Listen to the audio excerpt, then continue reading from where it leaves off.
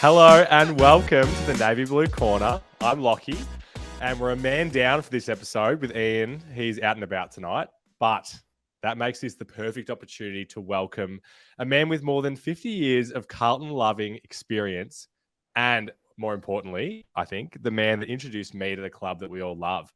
So welcome, Dad, Marcos. Welcome to the potty. Thanks, Lockie. Glad to be here, mate. Love it. Well, it's been a long time coming. And you're probably the person I talk the most baggers with and go to the most games with. So this should be a pretty normal chat for us. Have you had a good week? You excited for tomorrow?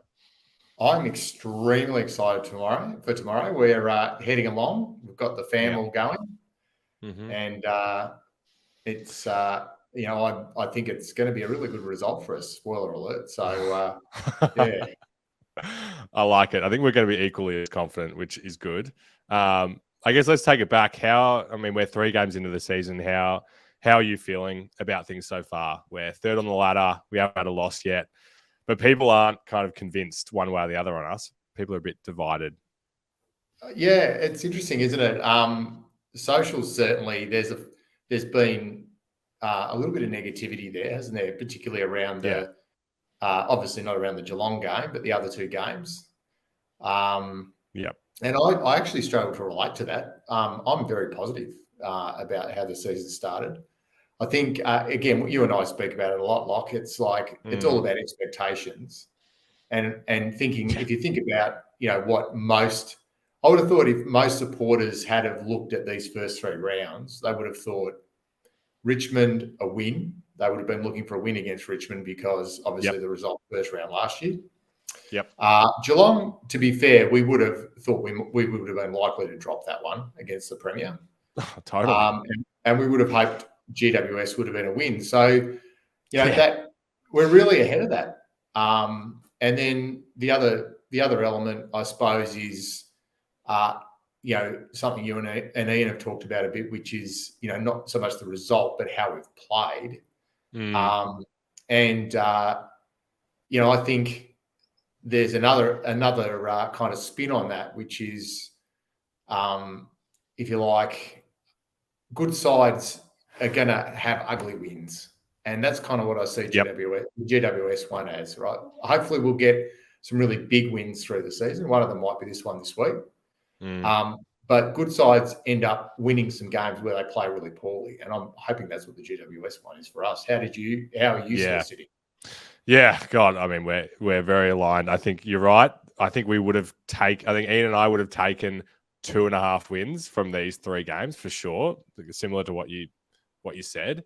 I think maybe some of the Carlton community are a bit down because we felt like last week was going to be that chance for us to put our foot on the throats of a team and prove ourselves. And so now we're a week on and everyone's kind of like, okay, no, this is going to be our chance.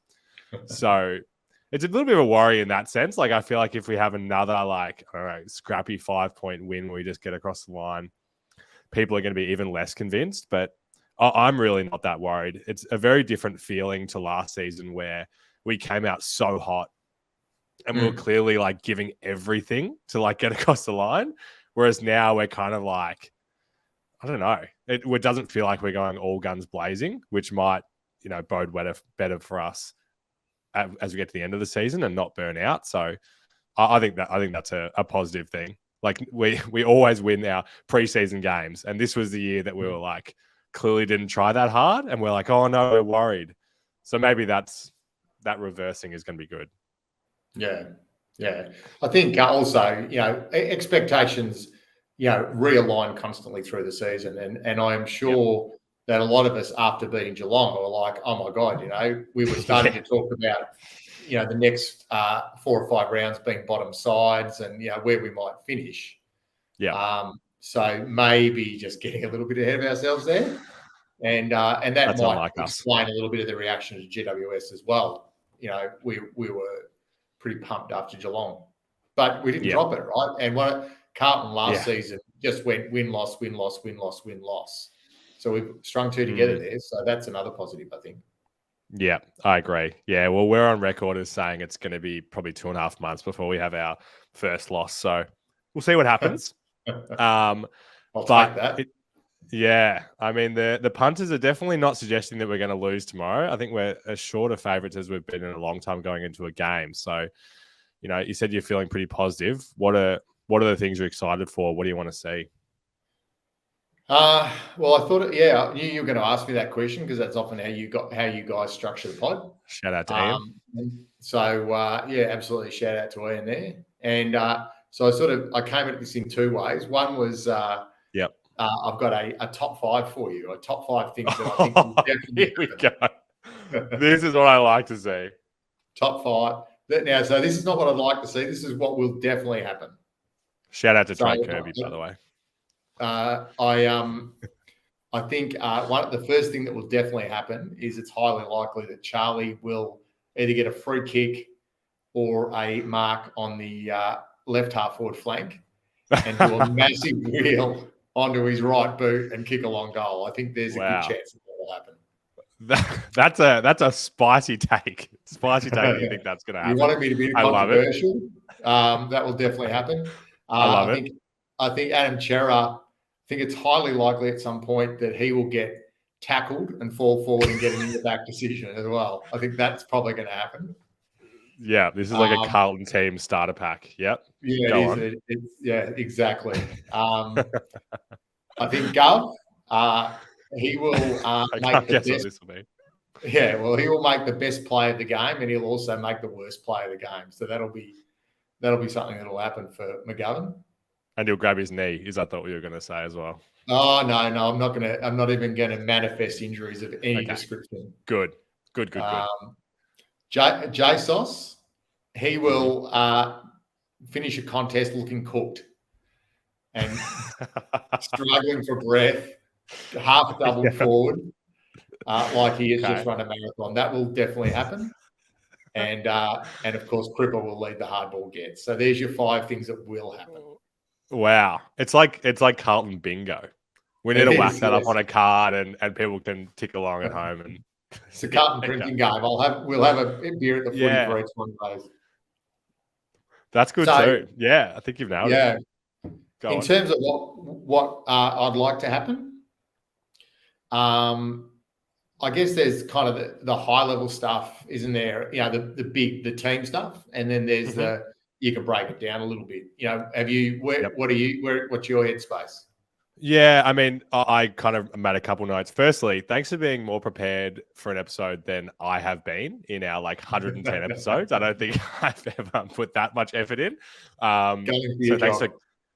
Thanks for carrying this one without Ian and his infamous run sheets. I think at the high level, I don't know. I don't feel like it's a cop out to say that I want to see dominance. If I think back to the game last year, you and me in the President's Club there at Marvel, which was a highlight of the year. It was kind of a weird first half where we were why is this so close? And they just hung with us the entire time. And then in the third quarter, we just absolutely put our foot on it and put the game out of reach and got it to 50 points. And that was where it ended up. I just need to see, I want to see that level of dominance, but for longer. And I think it's going to have to be our forward line. Obviously, there's, with the leg injury, there is, a chance to really exploit that weakness, isn't it? With their tall defenders. Oh, yeah. I can't say I'm an expert on the North team, but they, so obviously Ben Mackay is out as well, as we all know. So they've got Aiden Core down there. He's 195 centimeters. And then their next tallest defender is Luke McDonald, and he's 189, but he's not a key defender. So I really don't know how they're going to match up on the two, but everyone's talking about it. We do have to exploit this. And very, very humorous that Ben Mackay has been able to avoid Harry yet again. It's ridiculous. It makes you think that we're just never going to see it, and they're going to, Ben Mackay will be a blue in no time, so that doesn't really matter anyway. I think one of the things for me that I would really like to see, and I did a little bit of research on this one as well, in that is keeping that the theme going of a bit of preparation. Love it.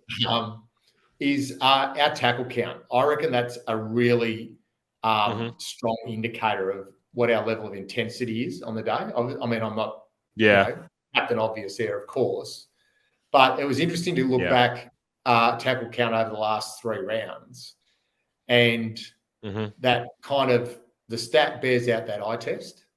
So you had Richmond 55 tackles. Yep. And I think there was a fair bit of narrative around that one being, not a great intense game for us. We lifted against Geelong to 69 tackles. Nice. And then last week again dropped down. So, if that's a real thing I'm looking for. If we go out and we go 50 plus tackles, we will smash North. Yep. Yeah, I totally agree. You're right. That does stick true to the eye test, I think.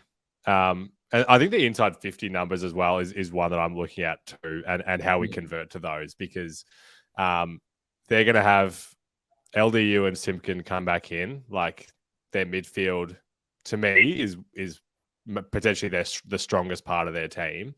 So if we can win in that area and just be forcing that ball forward, I just don't know how they are going to be able to stop it. And I don't know. It'll be interesting to see how we go about it.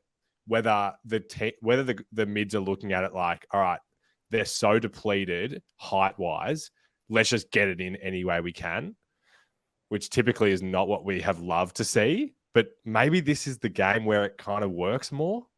I don't know how you feel about that. Yeah, no, I think that's spot on. I was thinking back to, again, that game I think it was that game last year, the North Melbourne one.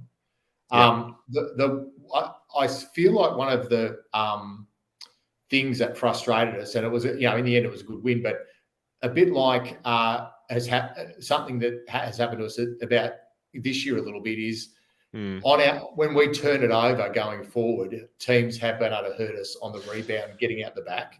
And I think North got out the back a few times against us last year and kicked goals. So that's kind of consistent, I reckon, with what you're saying, which is, good use by the midfield into our forward line helps prevent that. Yeah, it definitely does. And I think, and then we wonder whether it's also the structure or work rate or all of the above. I think that would be that's another good thing to call out, because that was disappointing at stages last week, and we shouldn't be letting teams in the bottom 6 or so be doing that to us. It seems to be something that often is early in the game, but then we adjust and cover it as the game goes on. That's a feel thing. I don't know if I can back that up. Yeah. Do you have any notes on less high-level stuff, specific players or specific things that you want to see in that regard? I just thought about this. I thought about it in terms of the 3 lines, so the back line, forward line, midfield. Love it. Back line, if you start there, there's 4 players that we don't even really need to worry or talk about, which is Weeders, Young, Sard, and Newman, right? They're all playing extremely well. So in terms of a like to happen, something that I would wish for, it would be for Cowan to continue his development, because, he has started off brilliantly. Yeah.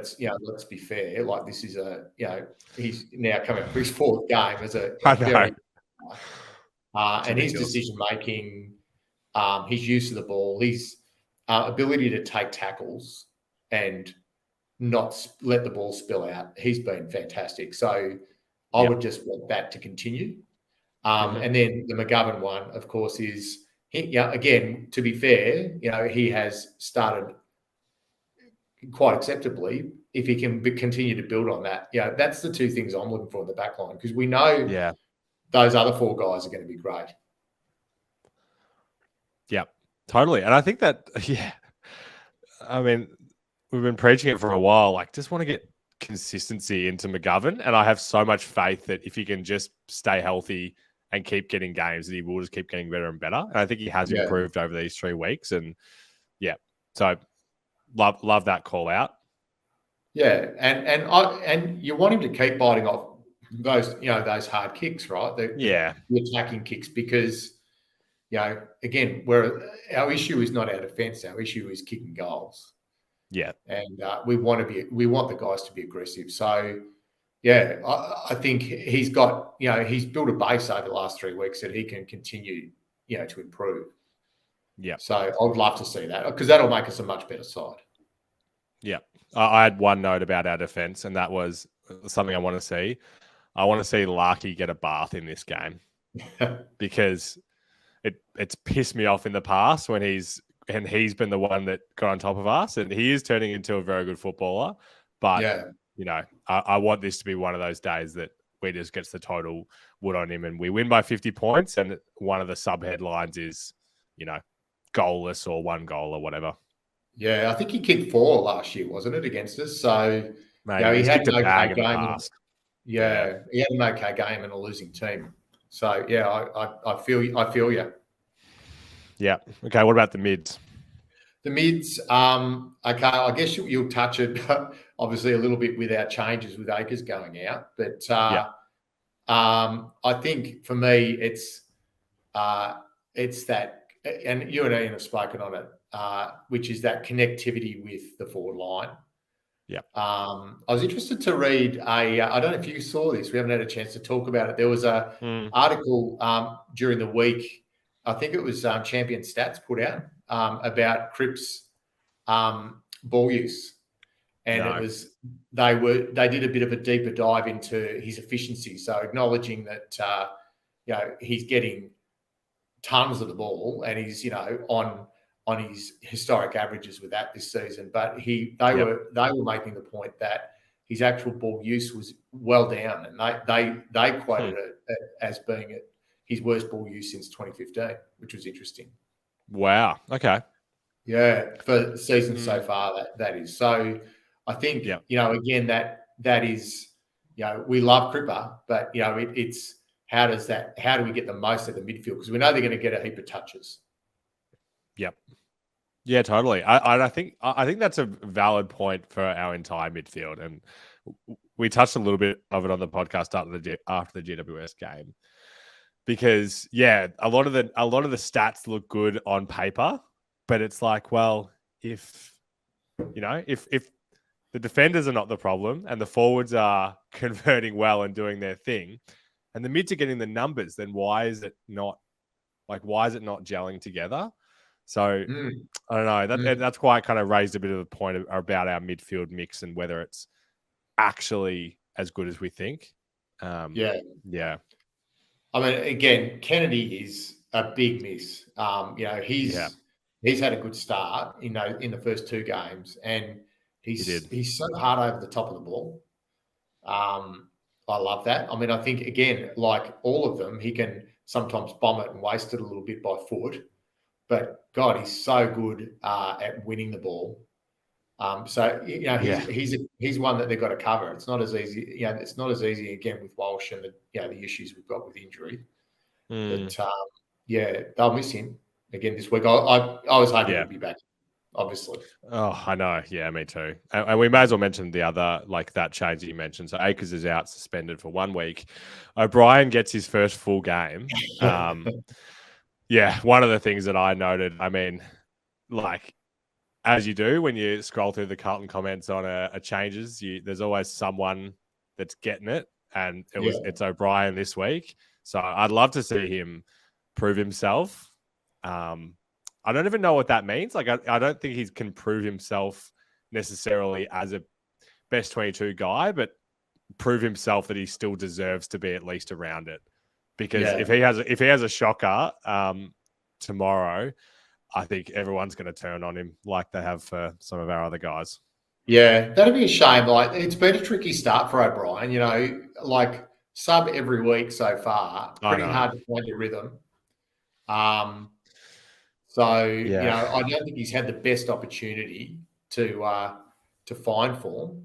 But hopefully he can do it tomorrow, because that left boot can be pretty damaging. I do recall one last week where he hit Cripps beautifully inside the forward 50. So let's hope he has a good one. Yeah, I don't think our supporters necessarily understand like the mental and physical effects that the sub does have. Like, maybe it isn't that great, but I remember you saying a couple of weeks ago, like, or maybe it was last week, you didn't want him to be the sub and hope that he just had a full game in the VFL, so he didn't, lose it all. Yeah, give him a chance to find the ball, yeah, and come into the game in the same as everyone else does with the same rhythm. Because one thing we know about Lob is he's got great fitness, so he doesn't need to be a burst player. In fact, he's probably better as a player that's going to wear down the opponents and finish the game better with his fitness and his running. So, the issue for me, I mean, and he obviously was the obvious replacement for Akers. Yeah. But it's can he be as physical around the ball as Akers and apply some tackle and some pressure? If he can do that, that would be great.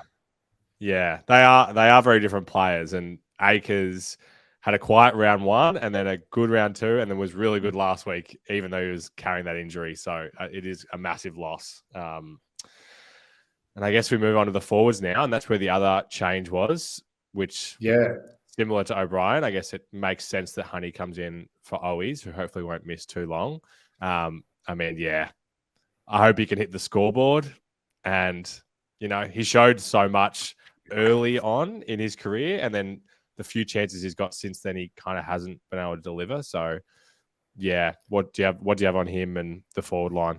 Well, look, I expected Honey to come in because really, when you went through the options, there's very few. It was really, if for some miraculous, situation, Akers had got played again this week, it might have been, maybe an O'Brien coming in there, but really, I wrote down the options, and it was going to be Honey, Carroll, really was it. And Carroll, I think Carroll might have kicked a goal last week in the seconds and had not too bad a game. But he certainly isn't, hasn't been, you wouldn't say has been pushing for selection. The other one I thought was interesting, and he's probably just a bit away, and if he hadn't had the injury over the off season, I reckon Lockie Fogarty might have been an interesting one for Owens. Yeah, and he had quite a good first game back, 21 possessions last week. So that might have been a logical swap, but obviously hasn't had the time on the ground. So Honey was it, and hopefully makes the most of his opportunity. I did see in the match notes around Honey that they were really happy with his forward pressure. So that is a good life for life. Yeah. No, very good shouts. Yeah, Fogarty's definitely a forgotten man. Isn't he? He's had a strange, I guess, stint at Carlton. Like he gave us so much in those first few games and really hasn't had much of an opportunity since. So I wouldn't be surprised if we do see him at some stage. Carroll's a good shout. And then, Cunningham is the other one. Like, I didn't watch the game last week, but Ian was saying that he played about a quarter and just to kind of get him through. So hopefully he'll be an option for us. I don't know, in a month. Who knows? Yeah. I mean, if he'd had four good games under his belt, he would be the obvious choice, for that change. But I think that my understanding is the same as Ian's. He had limited match time, so he just needs to get some Ks in the legs. Yeah. Did you have any other forward line thoughts? Oh, well, it was a bit like the sort of McGovern and Cowan in the back line, which is a good early indicator. It's JSOS. So I thought he was fantastic last week. Finally given the opportunity to play a full game out of the ruck. Hope that would be what I want to see, is him do again this week what he did last week or more. Yeah. Because again, if that happens, there's a win right there. I think, because it means, because he's a beautiful user of the ball by foot. Again, forward 50 entries, he's got it in his hand. He's very, very creative. So, he's again a kind of a disrupted start. Doing a bit of ruck work early on. Yeah, game last week. I would love to see him do that again. Yeah. It certainly felt like the pressure was on him after the first couple of weeks to show what he was going to provide to the team. So it was great that he had that performance. Little bit of little bit of noise in the media about whether he would be someone they'd find some cash for to help retain TDK. So hopefully he can string a whole bunch of good games together and shut that stuff down. Yeah. And you mentioned TDK. I think it's worth noting or worth looking out for how the rucks go again. Like it was another week last week of low game time for Pitt as they seemingly ramp him up. But hopefully we can get some ruck domination against Goldstein, who's getting on, and then hopefully one of them can do something forward as well. Yeah. Well, I think I think it was against Richmond. TDK's tackle pressure, it might have been Geelong as well, was fantastic. Yeah. Oh, I know. So I'd love to see him repeat that. I think he dropped off a bit on that against GWS, but and also quite clutch getting behind the ball, taking some good marks in defence as well. Which I thought was really, really pleasing. Yeah. When you and I spoke about it earlier in the week, thinking about the matchup and where we would win, and we felt we should win in just about every area on the ground. I know. It's dangerous. Rucks really is I would have thought after the forwards, Rucks is probably the next one almost, where we have a really good opportunity to dominate. Yeah, well, Sherry, their number one ruckman, he's out injured, so Goldstein isn't even their first choice guy. I know it's dangerous when we look at a game like this, isn't it? Where it's like, I don't know. I'm wondering. Like, here's a question for you that I didn't send you in my little mini run sheet. Let's be super negative and say we do lose this game. What do you think? Why did that happen? Like, how did we lose this game? I think we lose this game if the team goes in with the attitude that you and I currently have, which is thinking we're going to win it. Don't listen to us. Yeah, do not listen to us. I think, and hopefully they won't, right? Because North have actually had a reasonable start. Yep. But if they are not switched on, that will be an issue. And if North Kangaroos get their tails up, get a run on, that's an issue. But really, structurally, even experience now, we've got experience. We're a more experienced team. We're better in every line, and we've got so much to play for. So it really would be attitude, I think, would be the only thing that can bring us undone.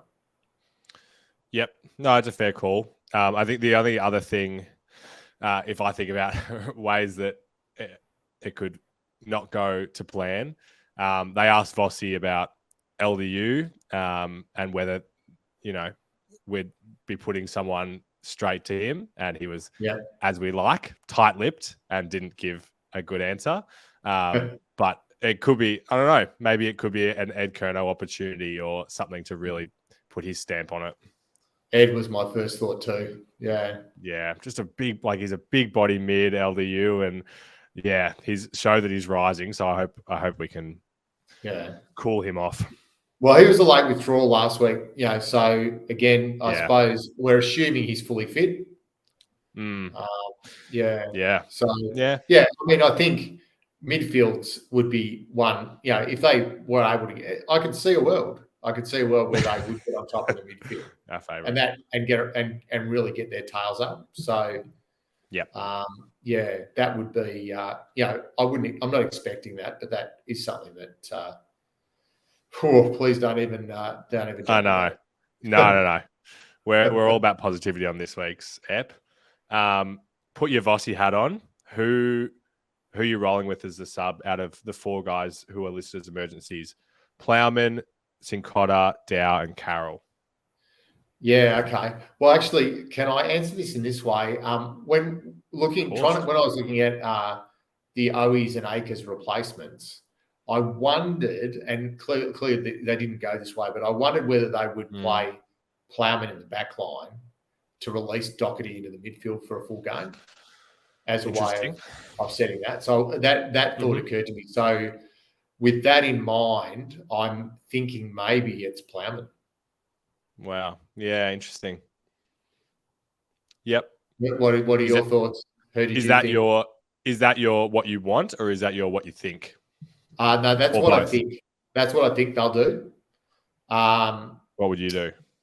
I would love to see them giving inexperienced players some match time. So I would not be averse to Jack Carroll getting a go. I really wouldn't. Yep. I think it'll be Jack Carroll. I think I like your logic with Plowman, but I don't know. It just doesn't feel like what they'll do. I don't know. I just got a feeling it'll be Carroll as that burst.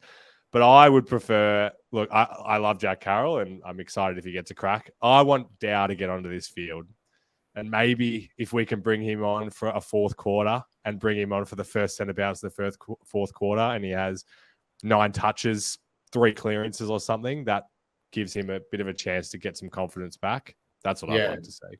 I would love that too. Yeah. I mean, I do not know. Feel likely. It doesn't. I don't know who he's offended, but he's done something. Yeah, but he does find the ball, and he's creative and close. The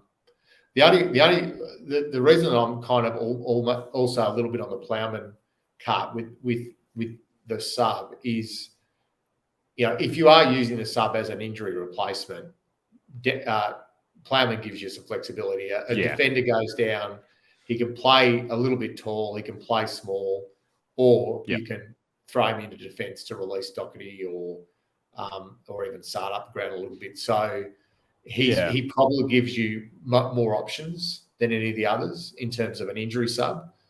But I feel like Carroll or Dow are more likely to be our future.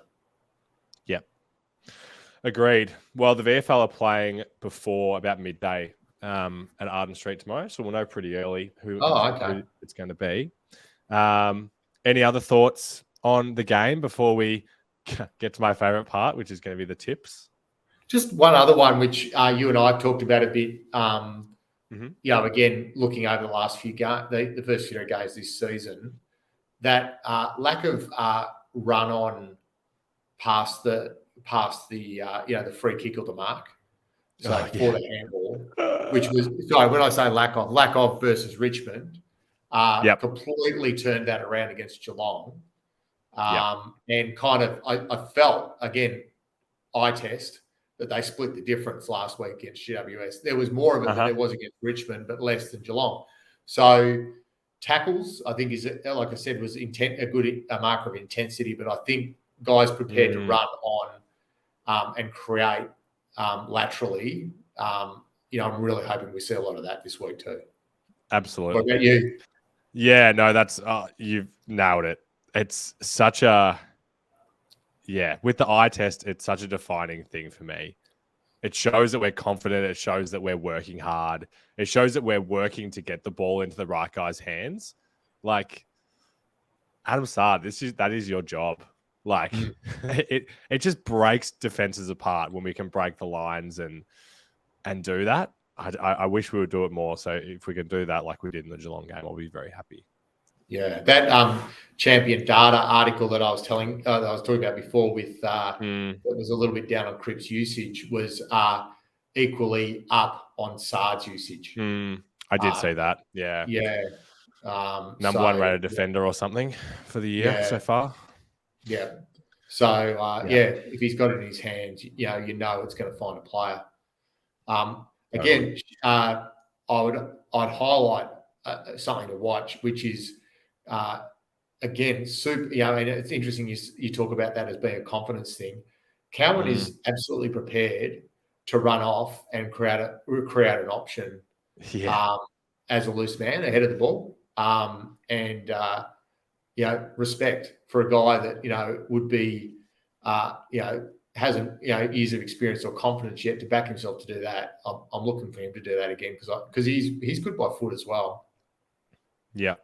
Actually, since you've come with stats, I'll mention one that I heard earlier in the week as well.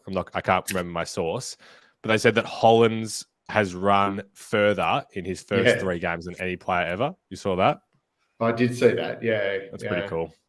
Yeah, he's been awesome. Yeah, and in Yeah, the context of where he is at his career, and you think about what he's sort of been around that like 15 to 20 disposals a week so far, sort of topping out around 20.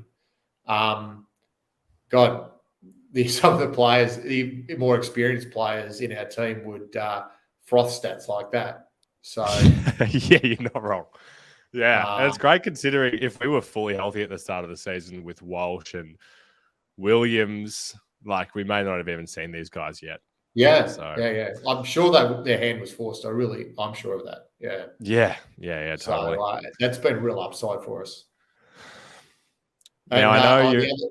the big go one ahead. is speaking of Walsh. Just the big one. Speaking of Walsh, I saw today. Yes. I think it was today that he's back next week. Oh boy, am I excited! He just feels like the missing piece, doesn't he? He does. At least to me. I feel like such a different team. I was watching back the highlights of last year's game against North, and just seeing that man out there makes such a difference for us. So that's very exciting.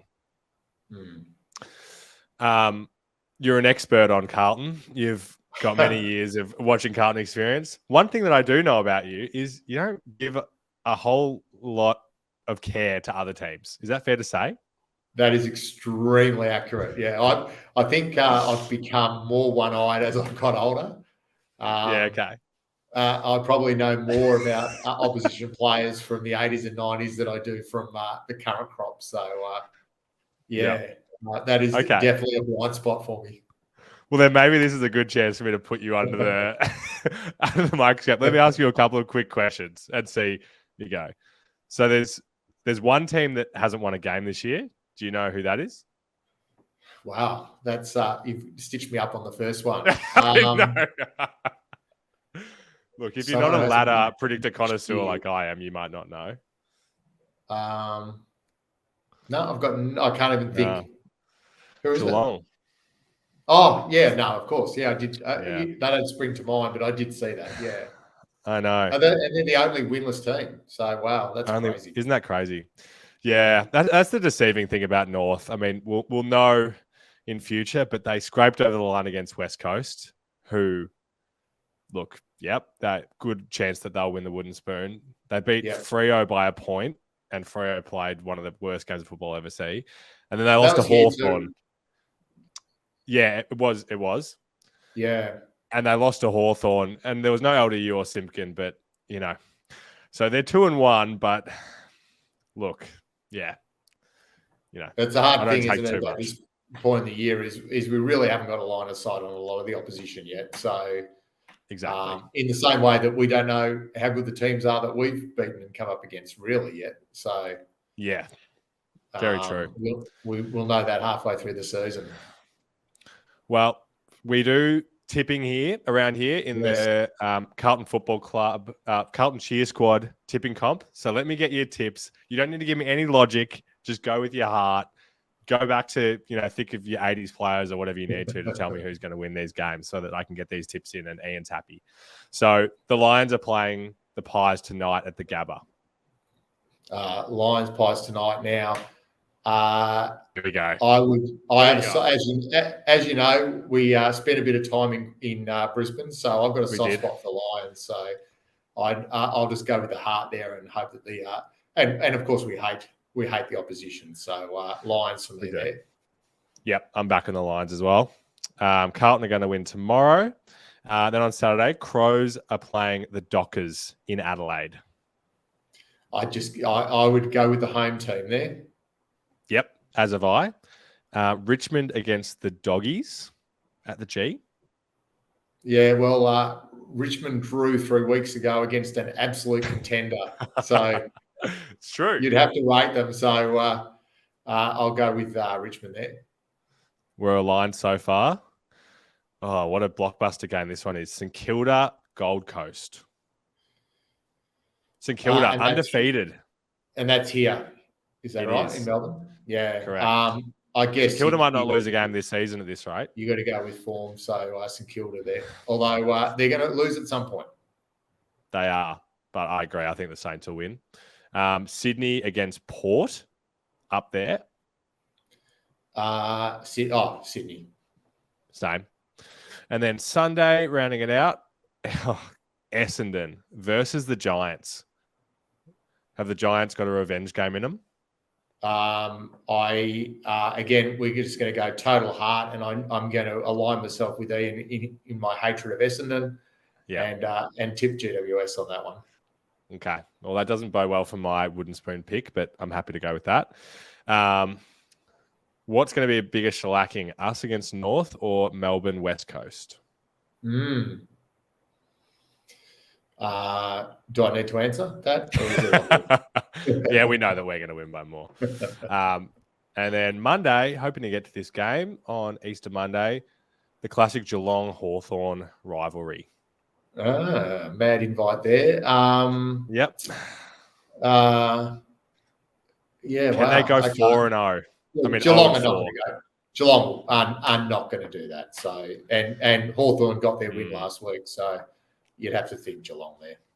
It's all the makings for a big Cats win, I think. Great job. Look at you. First podcast. This is your first podcast ever under your belt? You haven't got any other of your son's podcasts? I've lost count of all the number of podcasts that I've jumped on. So, very hard for me to comment on that. No, we know you're a busy man, so we appreciate you giving your time for this. Happy to give you the boomer view.